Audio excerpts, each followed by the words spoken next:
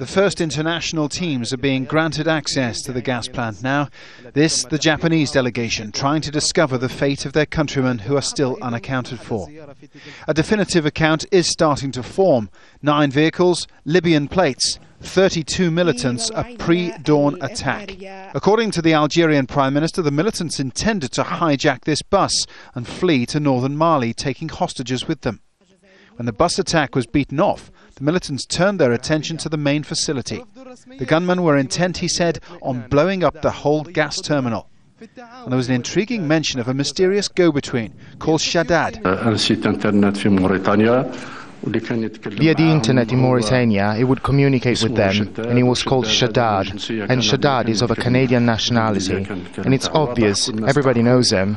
So the operation was restricted to the gas plant, and the aim of the terrorist was to blow up the gas plant. The fact that even now some of the bodies have not been identified indicates the gruesome task facing the international teams of forensic investigators. But there have also been more extraordinary stories of the thin line between survival and death. The attackers started kicking in the doors. They started shooting in the doors of the offices. One man had bullets flying in front of his face. Then they stopped trying to open the doors. They took the wounded, took them outside, and in front of the office they killed them in cold blood. 2 bullets, bang bang.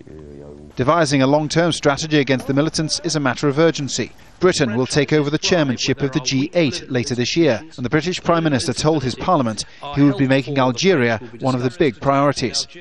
We will work closely with the Algerian government to learn the lessons of this attack and to deepen our security cooperation.